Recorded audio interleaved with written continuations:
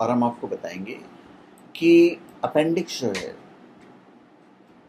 Body में होता है, तो क्या ये बेकार की चीज़ है या कुछ काम करता है, और ये जो हमारा प्रतिरक्षा तंत्र है उसका अपेंडिक्स से किस तरह का रिश्ता होता है।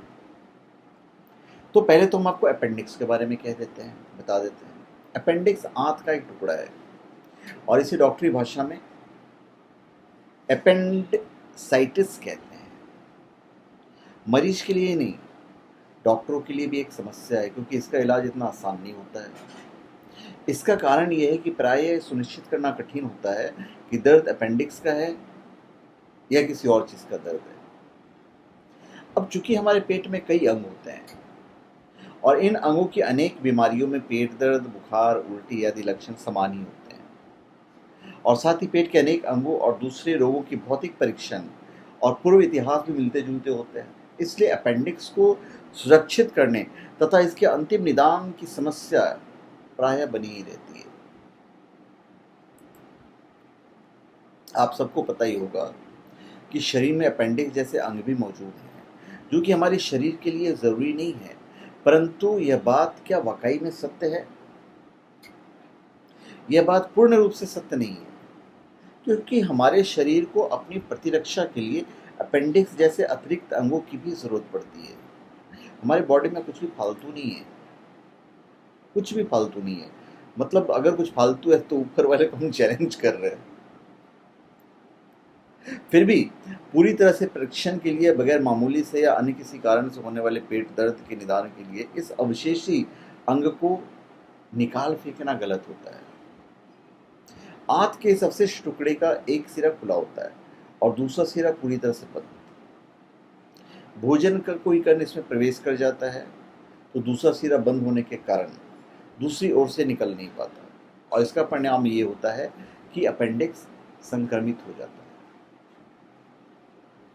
लंबे समय तक लगातार कब्ज रहना, पेट में पलने वाले परजीवी तथा आंत से क्षय रोग आदि से अपेंडिक्स नली में अवरोध करना, ऐसे भोजन का सेवन करना जिसमें रेशा बहुत ही कम है या बिल्कुल ना हो, ये भी इस समस्या को निमंत्रण दे सकता है।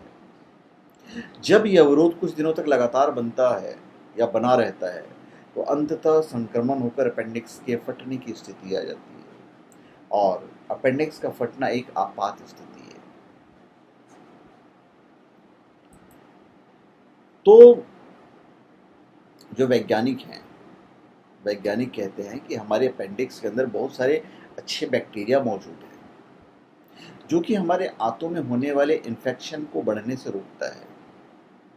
अक्सर लोग अपेंडिक्स को कोई काम नहीं समझते, कि लगता है बेकार है, परंतु ऐसा नहीं है। शरीर में मौजूद हर एक अंग हमारे लिए बहुत ही ज़रूरी है। अपेंडिक्स जैसे अनजान तरीके से हमारे लिए कई अच्छे काम करते रहते हैं। पर कभी आपको अपेंडिक्स हो गया है तो मैं out of the text video में आपको बता देता हूँ यहाँ पे होता क्या है। जो लक्षण है, आपके नाभि के आसपास तेज दर्द होगा, जी मचलाएगा, उल्टी होगी, भूख कम लगेगा। ये सब अपेंडिक्स के लक्षण हो सकते हैं, और यह दर्द पेट के दाएं भाग में नीचे की तरफ होता है।